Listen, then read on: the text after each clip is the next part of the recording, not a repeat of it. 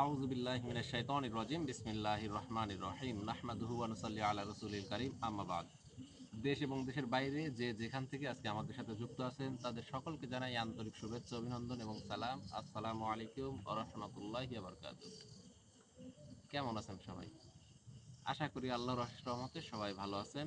আলহামদুলিল্লাহ, আল্লাহর কাছে লাখ কোটি শুকরিয়া আদায় করতেছি, আমরাও ভালো আছি। ভালো থেকে আজকে দেখতে পাচ্ছেন যে গুরুত্বপূর্ণ একটা আসনে অনেক বড় একটা কাজ নিয়ে বসছি, অনেক ভয়ানক একটা কাজ নিয়ে বসছি। আর এমন একটা জায়গায় আসছি যে জায়গাটা বিস্তারিত যদি আমি বলতে যাই তাহলে বলে শেষ হবে না। কি কারণে আসছি, কি কাজে আসছি, সেই কথাগুলো আপনাদের ভালোবাসার মানুষ, সরি আপনাদের ভালোবাসার জিন, উপসর্গ, যে দুইটা এখানে হাজির হবে তাদের মুখ থেকে আপনারা শুনতে পাবেন। আমার সামনে আছে আরিফ, আসসালামু আলাইকুম। আছে শাহেদ, আসসালামু আলাইকুম ক্যামেরায় আছে রহমতুল্লাহ। মিরাজুল ভাই। আসসালামু আলাইকুম। তো মূলত যে কাজ নিয়ে হাজির হয়েছি, আমার বিগত দিনে এরকম কোনো কাজ আমার কাছে আসে নাই বা আমি করিও নাই। আজকে যে জায়গাটায় বসে আছি এই জায়গাটাও কিন্তু পিছনের সাইডে অনেক জঙ্গল, একটা বাগানের মধ্যে এই জায়গাটা আমি পরিষ্কার করে তারপরেই কিন্তু আমি বসছি। এই জায়গাটা বসার একটা কারণ আছে। আমি যদি অন্য কোথাও বসতাম তাহলে হয়তোবা আমি কাজটা সম্পন্ন করতে পারতাম না, বা যেটাই হোক সেটা কিন্তু আমি সঠিকভাবে করতে পারতাম না। কারণটা আপনারা অবশ্যই লাইভটা শেষ পর্যন্ত যদি দেখেন এটা কিন্তু জানতে পারবেন, বুঝতে পারবেন কি কারণে আমি কথাগুলো বলতেছি। আর আন্তরিকভাবে দুঃখিত জানাচ্ছি, গত পরশুদিন যে আমার একটা লাইভ গেছে একটা ভাইয়ের ব্যক্তিগত কাজের জন্য, সেই কাজটা আমি আসন থেকে করার পরে তার পরবর্তীতে যতটুকু কাজ ছিল সেইটুকু কাজ করার সময় আমি মারাত্মকভাবে আমার উপর কিছু সমস্যাগুলো ঘটে যায়, যে কারণে আমি বিগত 2 দিন মারাত্মকভাবে অসুস্থ ছিলাম। আল্লাহ সবাইকে হেফাজত করুক। আর একটা কথা বলি, সেটা হচ্ছে আমার আগের যে নাম্বারটা ছিল সেই নাম্বারটায় দয়া করে আর কেউ ফোন দিবেন না। আপনাদের কাছে অনুরোধ, ওই নাম্বারটায় আর দয়া করে কেউ ফোন দিবেন না। নতুন যে নাম্বারটা স্ক্রিনে দেখতে পারবেন সেই নাম্বারটা ইনশাল্লাহ যোগাযোগ করার চেষ্টা করবেন। ওই নাম্বারটা, আগের যে নাম্বারটা, ওই নাম্বারটা আর নাই। 29 লাস্টে ছিল, ওই নাম্বারটা আমার আর নাই। এখন আমার নতুন নাম্বার, যে স্ক্রিনের উপর দেওয়া থাকবে যে নাম্বারটা, সেটাই আমার নতুন নাম্বার। এই নাম্বারটাই দয়া করে আপনারা সবাই যোগাযোগ করবেন যদি কারোর কোনো সমস্যা থাকে। তো মূলত আজকে যে কাজটা নিয়ে হাজির হয়েছি, দেখতে পাচ্ছেন আমি কিন্তু সচরাচর এরকম মহা আসনের ব্যবস্থা করি না। আমি এখানে একটা বৃত্ত আঁকাইছি এবং একটা স্টার আঁকাইছি, একটা তারা আঁকাইছি, এবং এই জায়গায় অনেক কিছু দেখা যাবে।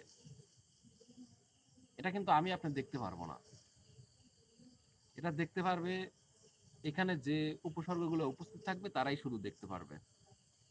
তো যাই হোক, বেশি কথা বাড়াবো না। আহ, যে কাজ নিয়ে আজকে হাজির হয়েছি, আমি জানি না কাজটা সঠিকভাবে সমাপ্ত করতে পারবো কিনা।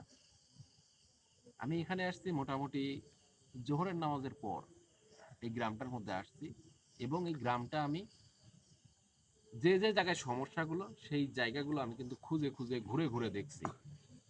দেখার পরেই কিন্তু এই জায়গাটায় আসন করার জন্য আমি প্রস্তুতি নিছি। তো আপনারা সবাই দোয়া করবেন আজকের কাজটা যেন আমি সঠিকভাবে সম্পন্ন করে যে সমস্যাটা আছে সেই সমস্যাটা সমাধান যেন করতে পারি। আরিফ, জি ভাই। প্রস্তুত আছো? জি ভাই। শাহেদ, জি ভাই। প্রস্তুত আছো? জি ভাই। আলহামদুলিল্লাহ। তোমাদের শরীর পাক পবিত্র অবস্থায় আছে? জি ভাই। আলহামদুলিল্লাহ। তো বিষয় হচ্ছে, আমি প্রথমত ডাকবো দরবেশ হুজুরকে এবং দ্বিতীয়ত ডাকবো সাবি হুজুরকে।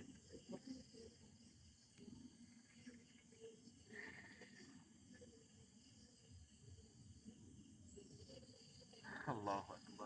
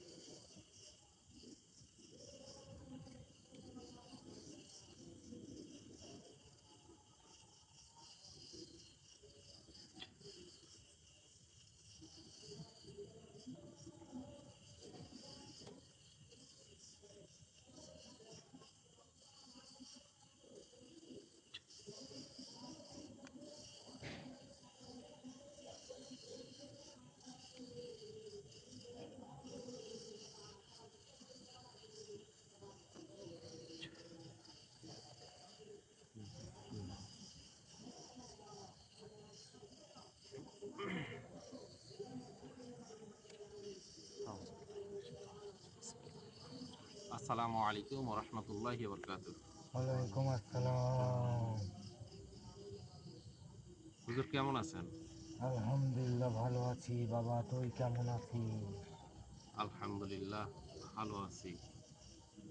বিষয় হচ্ছে হুজুর, আপনি উপস্থিত আছেন, দরবেশ হুজুর উপস্থিত আছে। আমি কিন্তু মানে সচরাচর কিন্তু আপনাদের দুজনকে একসাথে ডাকি না। বুঝতে পারছি। আজকে ডাকার বিশেষ একটা কারণ আছে, খুবই বল। ভয়ানক একটা কারণ আছে। আপনাদেরকে অনুরোধ করতেছি, যারা লাইভের সাথে এ পর্যন্ত যুক্ত হন নাই তারা অবশ্যই লাইভের সাথে যুক্ত হবেন এবং আজকে কি ঘটতে যাচ্ছে বা কি কারণে আজকে এই আসনের ব্যবস্থা করছি এটা কিন্তু ভিডিওটা লাইভটা শেষ পর্যন্ত যদি না দেখেন আপনারা কিন্তু কিছু বুঝতে পারবেন না। তাই আপনাদের কাছে অনুরোধ করতেছি, এই লাইভটা না টেনে সুন্দরভাবে প্রথম থেকে শেষ পর্যন্ত দেখবেন, কমেন্টস, লাইক, সাবস্ক্রাইব করবেন অবশ্যই। আপনাদের কাছে অনুরোধ করতেছি, ইনশাআল্লাহ হয়তোবা আজকে যে ঘটনাটার সম্মুখীন আমরা হতে যাচ্ছি কল্পনাকেও হয়তোবা হার মানাবে।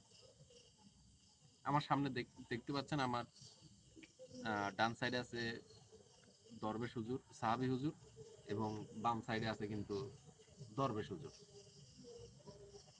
তো আপনাদের দুজনে কিন্তু ভালোবাসার, আপনারা তাদের সবসময় খোঁজ খবর রাখেন, তাদের কাছে সালাম কালাম সবকিছু পৌঁছায় দেন। এতে কিন্তু ওনারা অনেক খুশি হয়, আপনাদের উপর দোয়া করে। তো অবশ্যই কমেন্টসে হলেও আপনারা তাদেরকে সালামটা জানায় যাবেন।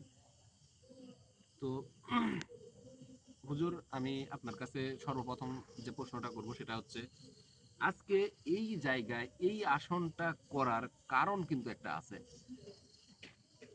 আপনার সামনে আমি যে নকশাটা করছি, বল। এই নকশার মধ্যে আপনি এবং দরবেশ হুজুর একটু লক্ষ্য করবেন যে আসলে কোনো কিছু দেখা যায় নাকি। হুজুর, দরবেশ হুজুর আপনি একটু লক্ষ্য করবেন এবং সাহাবী হুজুর একটু লক্ষ্য করবেন যে আসলে এই গণ্ডিটার মধ্যে, এই নকশাটার মধ্যে আদৌ কোনো কিছু দেখা যাচ্ছে কিনা।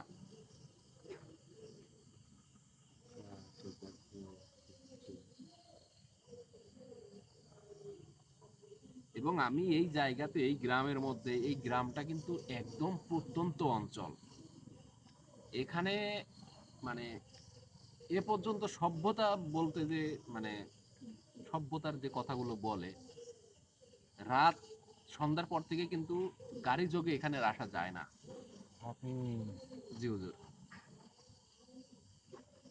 অনেক কিছু দেখলাম রে। তুই যে গ্রামটাতে আসছিস, জি এই গ্রামটাতে অনেক বিপদ। হুজুর। সচরাচরণ এত বড় কোনো গ্রাম হয় না। হ্যাঁ, আমি এই গ্রামটার মধ্যে, আমি জোহরের নামাজের পরে কিন্তু এই তুই গ্রাম। অনেক আগে আসছিস, হ্যাঁ। জোহরের নামাজ পর পরে এই জায়গায় চলে আসছিস। এই গ্রামটা তুই ঘুরেও দেখেছিস। জি, ঘুরে দেখছি এবং বেশি কিছু আমার ভালো লাগে নাই। আমি খুব বাজে বাজে কিছুই দেখছি। আর মূলত কি ঘটনাগুলো ঘটতেছে আর কি কারণে ঘটতেছে এইগুলা জানার জন্য কিন্তু আমি আপনাদের দুইজনকে এখানে আজকে হাজির করছি। তো আদৌ কি আপনারা, আমি এখানে যে কাজটা করছি এর মধ্যে কি আদৌ কি আপনারা কোনো কিছু দেখতে পেলেন যে হ্যাঁ, আসলে দেখতে পেয়েছি। আসলে কি কারণে এই গ্রামের মধ্যে এই সমস্যাগুলো ঘটে? এই গ্রামে খুব বড় ধরনের বিপদ নেমে এসেছে। তোকে যে কি বলে বুঝাই, এই গ্রামে বেশ কিছু কবরস্থান আছে। এক কথায় প্রতিটা পাড়ায় পাড়ায় কবরস্থান আছে।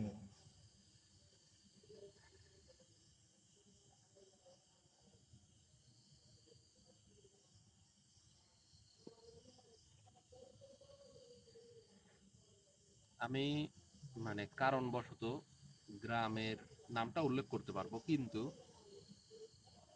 আহ, থানা, জেলা, ইউনিয়ন এগুলো উল্লেখ করতে পারবো না। আমরা আছি হচ্ছে বেলপুকুরিয়া গ্রাম। বেলপুকুরিয়া গ্রাম।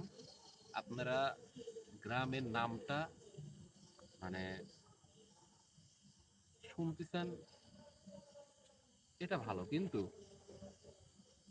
নাম শুনে কি কিছু বুঝতে পারতেছেন যে বেলপুকুরিয়া তার মানে কি? মানে যাইতে লাগলে এই গ্রামের মধ্যে 70% জায়গায় পুকুর, 70% জায়গার মধ্যে পুকুর এরিয়া, এরকম একটা মানে জায়গায় আমরা আসছি। আর গ্রামটা অনেক বড়। পাড়া বলতে কি বোঝায়? মানে আমাদের ওখানে যেমন একটা মানে পাড়া উল্লেখ, যেটা পূর্ব পাড়া, এটা পশ্চিম পাড়া, এরকম মনে করেন যে একটা পাড়া ভিত্তিক হয়তো বা 20-50টা ঘর আছে, তার মধ্যে একটা পারিবারিক কবরস্থান, এরকম একটা পরিবেশ। কিন্তু দরবেশ হুজুর যে কথাটা বলতেছে, যে অনেক বড় বিপদ, অনেক বড়, এটা কিন্তু শোনার পরেই কিন্তু আমি ছুটে চলে আসছি। যে এইরকম একটা ঘটনা এখনো এইভাবে ঘটতেছে, যা বলা বাহুল্য। তো হুজুর তারপরে কি সেটা আমাকে বলেন, আপনার মুখ থেকে শুনতে চাচ্ছি প্রত্যেকটা কথা। এই গ্রামে জি। তুই একটা জিনিস কি লক্ষ্য করছিস? তোকে যে জন্য এই জায়গায় ডাকা হয়েছে, জি। প্রতিটা কবরস্থান থেকে কিন্তু লাশ উঠানো হচ্ছে।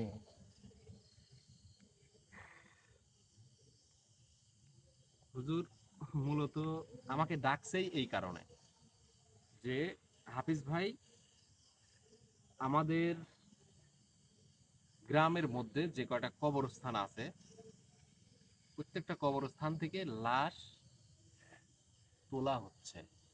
মানে কিছু একটা খোঁজার উদ্দেশ্যে ছিন্ন ভিন্ন করতেছে। কত বড় একটা ঘটনা, একবার চিন্তা করেন, কত বড় একটা ভয়াবহ একটা জিনিস।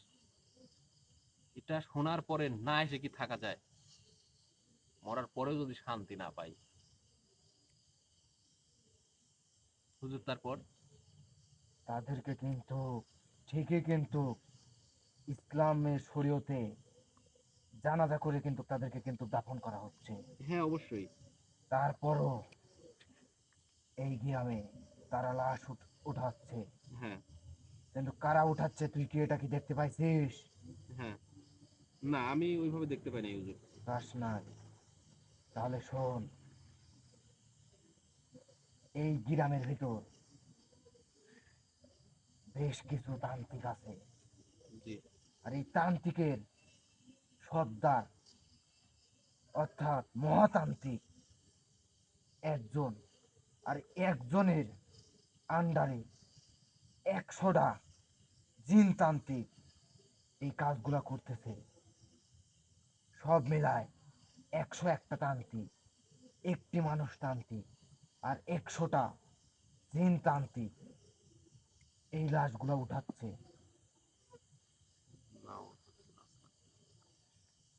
মানে যে কথাগুলো আপনি বলতেছেন, হৃদয় ক্ষত করার কথা। আচ্ছা, এই যে কাজগুলো করতেছে কোনো একটা স্বার্থ হাসিল করার জন্য, হ্যাঁ, কি কারণে এইগুলা করতেছে আর কেনই বা করতেছে?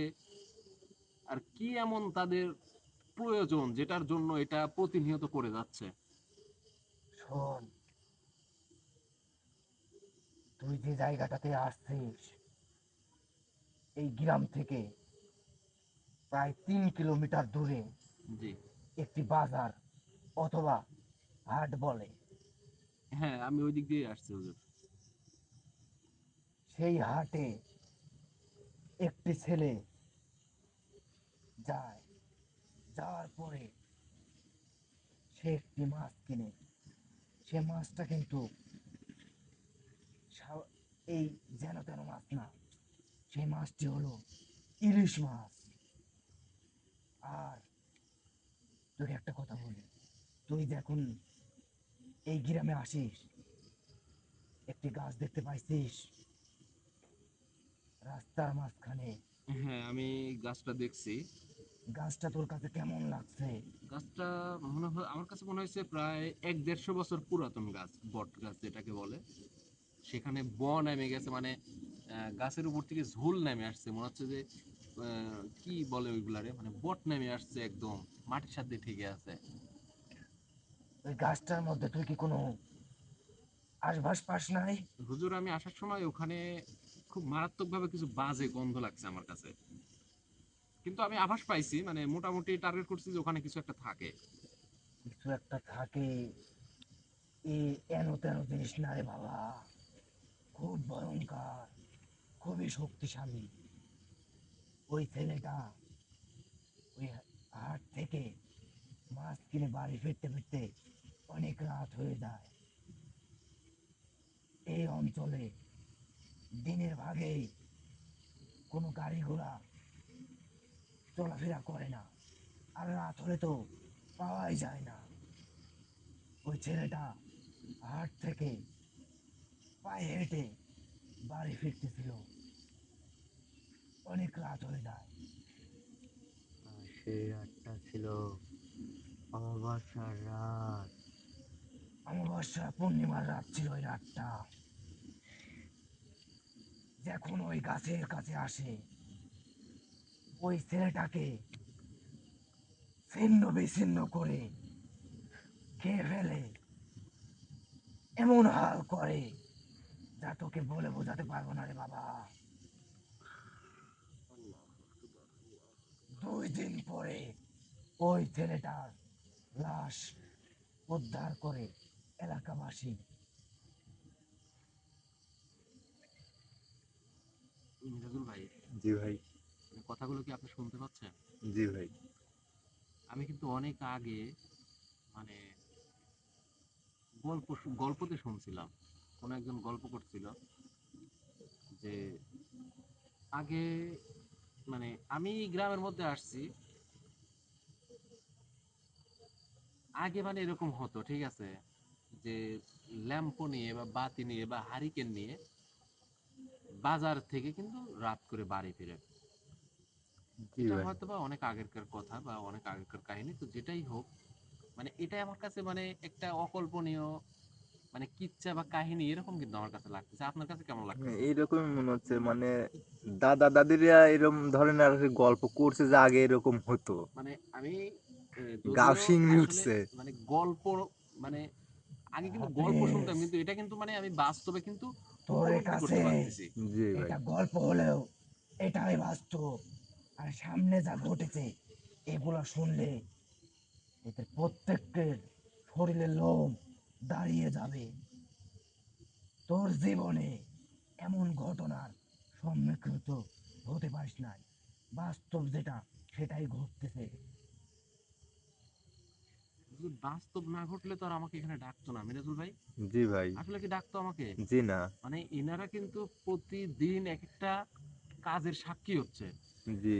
এই গ্রামবাসী এক একদিন এক একটা কাজের কিন্তু সাক্ষী হচ্ছে তারা। প্রতিটা গ্রামে, এই গ্রামে প্রতিটা কবরস্থান থেকে একটা দুইটা করে লাশ উঠানো হচ্ছে, তাদেরকে ছিন্ন বিচ্ছিন্ন করে ফেলা হচ্ছে তোলার পরে।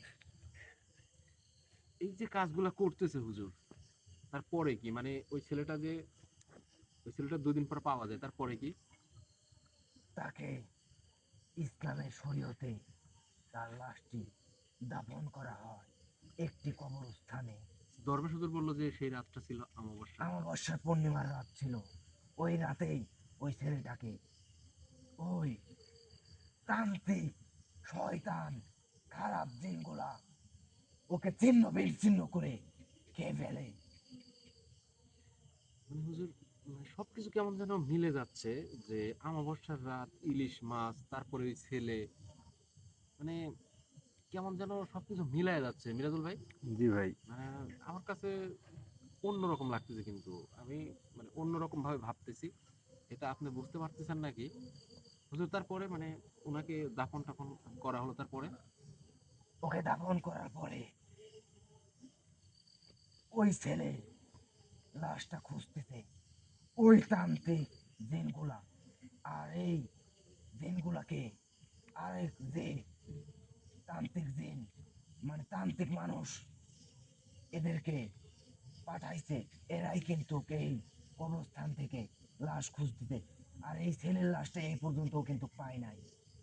আচ্ছা হুজুর, একটা কথা বলি, সেটা হচ্ছে মানে যে কারণে খুঁজতেছে, এইটা কি ওই তান্ত্রিক জিনদের প্রয়োজন নাকি এই তান্ত্রিক মানুষের প্রয়োজন? ওই তান্ত্রিক মানুষের প্রয়োজন।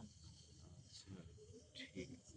এটা যদি এই তান্ত্রিক পায় ওই ছেলের লাশ, ওই ছেলের হাড় যদি ওই তান্ত্রিকের কাছে যায়, তাহলে ওই তান্ত্রিক এই পৃথিবীতে এমন কোনো কাজ নাই সে করতে পারবে না, সে সব পারবে। ও এত শক্তিশালী, এত ভয়ানক হবে, কোনো কবিরাজ, কোনো হাফেজ ওকে আটকাতে পারবে না।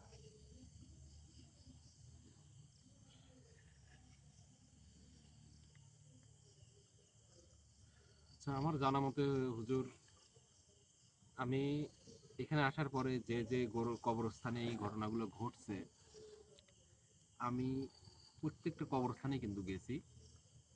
এখন একটি মাত্র জায়গা বাকি আছে, একটি একটি মাত্র। কবরস্থান বাকি আছে। ওই কবরস্থানেও যাবে। কালকে বা সামনে 2 দিনের ভিতরে ওই দিনগুলা চলে যাবে।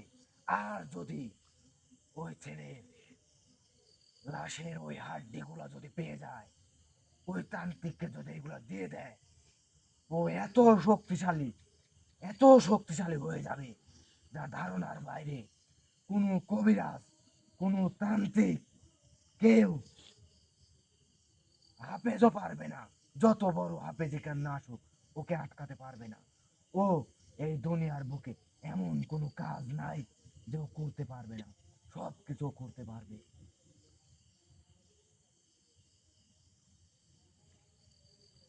আর শোন বাবা, তুই যে এই কাজটা করবি, তোর কিন্তু জীবন চলে যাবে এই কাজ করলে। তুই এই কাজ করলে তোর জীবন চলে যাবে, তুই বাড়ি বেঁচে ফিরতে পারবি না। তুই যে এই কাজটা নিচ্ছিস, তুই একটাবার ভেবে চিন্তে এই কাজটা নে। এই হুজুর, কাজটা নিতে লাগলে অনেক ঝুঁকি। তোর জীবনে প্রথম কথা, তোর জীবনের ঝুঁকি রয়েছে। তুই একলা একলা এই কাজ তুই করতে পারবি না, কারণ ওই তান্ত্রিকের কাছে 100টা জিন তান্ত্রিক আছে, যা তুই একলা সামাল দিতে পারবি না। হুজুর, মানে কি বলবো, মানুষ মরার পরেও যদি শান্তি না পায়, শেষ ঠিকানা যদি সঠিকভাবে থাকতে না পারে, এখন এই কাজ বন্ধের জন্য যদি আমার জীবন চলে যায়, আমার জীবন যদি উৎসর্গ করা লাগে, আমি করব, আমি করতে রাজি। যদি উৎসর্গ করা লাগে আমার জীবন, কিন্তু এই কাজ আমার বন্ধ করতেই হবে। ওই জিনিসটা, ওই ওই ছেলেটার ওই ছেলেটার যে অংশ বিশেষ, এটা কোনোভাবেই ওই ত্রান্তিকের হাত পর্যন্ত পৌঁছানো যাবে না। তুই যে তাহলে এই কাজটা করবি, তুই কি ভেবে চিন্তে বলতেছিস যে এই কাজটা তুই করবি? হুজুর, যত ভয়ানক হোক, যত রকম বিপদ আমার উপর দিয়ে আসে, আপনারা কিন্তু ভালোভাবেই জানেন যে আমি সর্বসময় মানুষের কল্যাণে কাজ করার চেষ্টা করি। আলহামদুলিল্লাহ, আমার যতটুকু ক্ষমতা, আমার যতটুকু শক্তি আছে, এতটুকু দিয়ে কিন্তু আমি সঠিক কাজটা করার চেষ্টা করি। বাই চান্স যে কাজগুলা হয় না, কোনো একটা কারণ বিশেষে কিন্তু সেই কাজগুলা হয় না। শোন, তোকে আল্লাহ যতটুকু এই পথ চলার শক্তি, ধ্যান জ্ঞান দিয়েছে যথেষ্ট পরিমাণ, কিন্তু বাবা তুই একলা পারবি না ওই জায়গায়। তোর যত শক্তি থাকুক না কেন, তুই একলা ওই জায়গায় এই কাজটা সামাল দিতে পারবি না। তোর এমন একটা কবিরাজ দরকার, যার ভিতরে তোর যেমন ধ্যান জ্ঞান আছে, ওর ভিতরেও তেমন ধ্যান জ্ঞান থাকতে হবে। তোকে ওই তান্ত্রিক দিন যদি আটকা ফেলে, তাহলে ওই কবিরাজ তোকে সঙ্গে সঙ্গে ছুটাইতে হবে।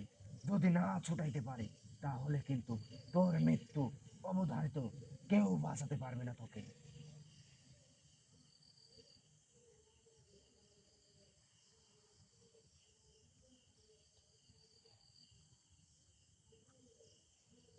মিরাজুল ভাই, জি ভাই।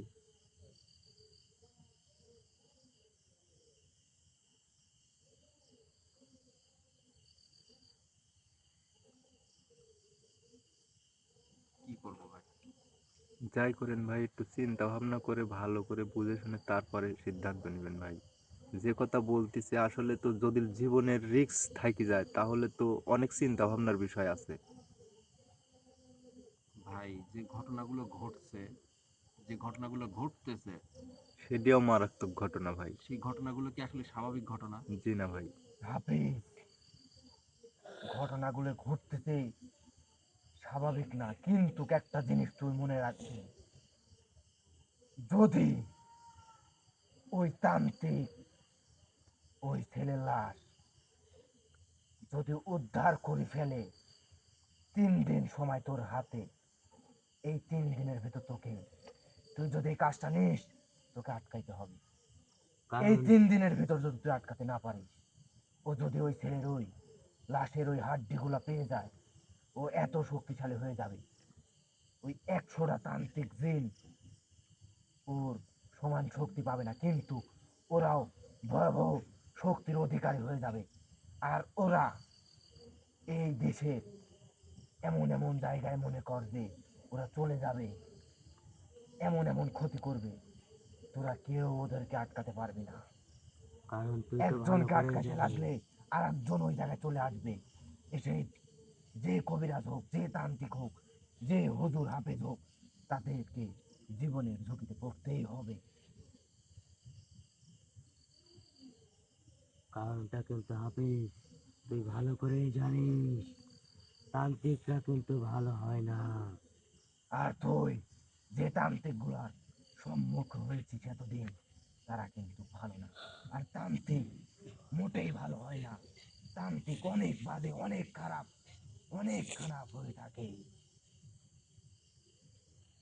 আর 3 দিন সময় এই কারণেই বলা হলো, কারণ একটা কবরস্থানই বাকি আছে এই গ্রামে। আর সেই কবরস্থানে আমার বিশ্বাস ওই ছেলের লাশটা দাফন করা হয়েছে। আর 3 দিন পরেই সেই তান্ত্রিক দিনগুলো ওই কবরস্থানে যাবে, গিয়ে খুঁজে বের করে সেই তান্ত্রিককে দিবে সেই ছেলের হার। আর যখনই ওই হার পেয়ে যাবে, ওই তান্ত্রিক ওই শক্তিগুলো পেয়ে যাবে বাবা। তুই যাই করিস একটু তাড়াতাড়ি ভেবে চিনতে শুরু কর। 3 দিন সময় না? জি। যে 3 দিন সময়। আর হাফিজ, তোকে আমি আর দু একটা কথা বলবো, এই কথাগুলো তুই মনোযোগ দিয়ে শুনবি। তুই যদি এই কাজটা তুই নিস, এমন একটা এমন একটা কবিরাজ ধরবি, যে কবিরাজ অনেক ধ্যান জ্ঞান সাধনা করে অনেক কিছু হাসিল করছে, তোকে উদ্ধার করার মতন ওই একটি কবিরাজই তুই বেছে নিবি। এই জগতে কিন্তু অনেক কবিরাজ আছে, কিন্তু কেউ প্রতারক, কেউ ভণ্ড। দু একটা কবিরাজ আছে যে মানুষের সর্বদাই ভালো কাজের জন্য নিয়মিত থাকে, এমন একটি কবিরাজ তুই বেছে নিবি। আর একটা কথা বলতেছি বাবা, ওই তান্ত্রিক অনেক কিন্তু শক্তিশালী, বেশ কয়েকশো বছর ধরে, প্রায় 110-20 বছর ধরে এই সাধনা করে ওই তান্ত্রিক জিনগুলাকে অনেক শক্তিশালী করেছে। কিন্তু বাবা, যাই করবি ভেবে চিন্তে করবি। তুই যখন এই কাজটা করবে, তোকে কিন্তু সঙ্গে সঙ্গে ওই তান্ত্রিক জিনগুলা তোকে অ্যাটাক করবে। আর ওই কবিরাজ কিন্তু সঙ্গে সঙ্গে কিন্তু তোকে কিন্তু মুক্তি করতে হবে। যদি তোকে মুক্তি না করতে পারে, তোর মৃত্যু ওই জায়গায় অবধারিত, কেউ বাঁচাতে পারবে না। এবং ওই কবিরাজেরও কিন্তু জানের কিন্তু ঝুঁকি থাকবে।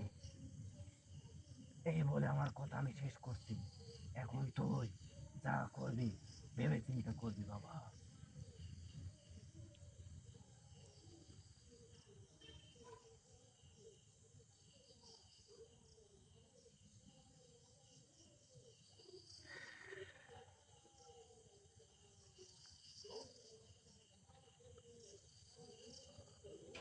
আপনারা যারা লাইভের সাথে যুক্ত আছেন, আপনারা যেমন কথাগুলো নিরিবিলিভাবে সুন্দরভাবে শুনতেছেন, আমিও কিন্তু খুবই সুন্দরভাবে কিন্তু কথাগুলো শুনলাম, মাথার মধ্যে নিলাম। আপনারা জানেন যে আমার একটা কাজ চলমান ছিল, সেই কাজটা বন্ধ করে আজকে এখানে আসতে বাধ্য হয়েছি। এই কারণে বাধ্য হয়েছি যে ঘটনাগুলো আপনারা শুনলেন, যে কথাগুলো আপনারা শুনলেন, এটা কিন্তু আসলে সচরাচর খুব কম মানুষের অভিজ্ঞতা আছে বা এর সম্মুখীন হয়েছেন। আমি জানি না আপনাদের লাইফে, আপনাদের জীবনে এরকম কোনো ঘটনা শুনছেন বা এরকম কোনো ঘটনার সম্মুখীন হয়েছেন কিনা। হয়তো আমার এই লাইভটা বা এই ভিডিওটা আজকে লাইভ যাওয়ার পরে আরো হয়তো 200-400 মানুষ দেখবেন। আমি দেখতে চাই যে এই 200-400 জন মানুষের মধ্যে কয়জন আছেন যাদের সাথে এরকম ঘটনা বা যারা এরকম ঘটনা শুনছেন, তারা একটু প্লিজ দয়া করে কমেন্টস করবেন। আমি যে কত বড় একটা কাজ নিয়ে যে আজকে এখানে বসছি, এটা যখন আমি কল্পনা করতেছি তখন আমার মানে ভিতরে ক্ষত বিক্ষত হয়ে যাচ্ছে। আমি নিজেও কল্পনা করতে পারতেছি না যে আসলে আমি কত বড় একটা কাজ নিয়ে এখানে বসছি। আমি এই কারণে কিন্তু দরবেশ হুজুর, সাহাবী হুজুর দুইজনকে এখানে ডাকছি, যে হয়তোবা দরবেশ হুজুর কিছু ভুল দেখতে পারে বা সাহাবী হুজুর কিছু ভুল দেখতে পারে। দুইজনকে কিন্তু আমি সামনাসামনি নিয়ে বসছি, দুইজন কিন্তু একই জিনিস দেখছে, একইভাবে কিন্তু আমার কাছে দুইজন বিশ্লেষণ করতেছে, আমার কাছে কিন্তু বলতেছে। এই যে যে এত বড় একটা ঘটনা, আমি জানি না যে লাস্ট যে একটা কবরস্থান আছে সেখানে যদি আমি যাই, সেখান থেকে বেঁচে ফিরবো কিনা। তারপরেও আপনাদের সকলের কাছে আমি দোয়া চাচ্ছি, আগামী 3 দিন সময় আছে, এই 3 দিনের মধ্যে দয়া করে আপনারা বলবেন আমি কাজ করব কিনা। আমি কিন্তু একটা ভয়াবহ কাজের সম্মুখীন হতে যাচ্ছি। আপনাদের দোয়া, আল্লাহর রহমত ছাড়া এই কাজটা সম্পন্ন করা একদমই একদমই সম্ভব না। অনেক বড় একটা কাজ, 100টা তান্ত্রিক যে কাজটা হাতে নিছে একটা মানুষরূপী জানোয়ার তান্ত্রিকের জন্য। বুঝতে পারতেছেন একবার? একটা মানুষরূপী জানোয়ার তান্ত্রিক, তান্ত্রিকের কাজ কি? কুফুরি করা। তাদের কাজ কুফুরি করা, কুফুরির মাধ্যমে তাদের কাজগুলো হাসিল করা। যে ঘটনাটা শুনলাম, অমাবস্যার রাত্রে কোনো ছেলে মারা গেছে, সেই ছেলেটার অংশবিশেষ, শরীরের যে কোনো একটা হাড্ডি তার কাছে মহামূল্যবান। এটার জন্য যদি পুরা গ্রাম যদি তছনছ করতে পারে, প্রত্যেকটা কবরস্থান যদি খুঁজতে পারে, ও কি ভালো না জানোয়ার? একটাবার বলবেন আপনারা। যে কাজের উদ্দেশ্যে এই কাজটা করতেছে, কোনো দিনও আমার জীবন যদি চলে যায়, এটা পূরণ করতে দেওয়া সম্ভব হবে না, অসম্ভব। আমি দরবেশ হুজুর, সাহাবী হুজুরকে সামনে রেখে বলতেছি, আমার যদি জীবন চলে যায়, আপনারা দোয়া করবেন আমি যেন সঠিকভাবে কাজটা সম্পূর্ণ করতে পারি। তারপরেও যদি আল্লাহ তাআলা আমার আয়ু যদি না দিয়ে থাকেন, যদি কারোর কাছে কোনো ভুল করে থাকি, অবশ্যই ক্ষমা করবেন আমাকে। এই কাজটা আমি অবশ্যই করব, অবশ্যই করব, অবশ্যই করব। দরবেশ সাহাবী হুজুর যে কথাগুলো বলল, যে কোনো একটা কবিরাজ তোর সঙ্গে রাখা লাগবে, তাৎক্ষণিক তাৎক্ষণিকভাবে আমার উপর কিছু সমস্যা উপস্থিত হবে। যে সমস্যাগুলো আমার সাথে যেগুলো থাকে, এগুলা কিন্তু আমার এই সমস্যাটা কিন্তু ছুটানো সম্ভব না। উনি বলছে, তোর মতো ক্ষমতাধারী, তোর মধ্যে যে এলেম আছে সেরকম একটা এলেমধারী একজন কবিরাজ তো সঙ্গে রাখবে। তো ইনশাল্লাহ আমি কথা দিচ্ছি, খুব খুবই ভালো জাননেওয়ালা মাননেওয়ালা একজন কবিরাজকে সঙ্গে নিয়ে আগামী 1 থেকে 2 দিনের মধ্যে ইনশাল্লাহ আপনাদের মাঝে হাজির হব, সেই কবরস্থানের উদ্দেশ্যে, গহীন রাত্রে একদম হাতে নাতে ধরার উদ্দেশ্যে। সেই ত্রান্তিক জানোয়ার রূপী ত্রান্তিক যেগুলো আছে সবাইকে ধরার উদ্দেশ্যে যাব। যত ভয়ানক কাজ না হোক তাদেরকে ধরে তাদের প্রাপ্য শিক্ষা ইনশাল্লাহ যেন আমরা দিতে পারি, সেই দোয়া করবেন সবাই।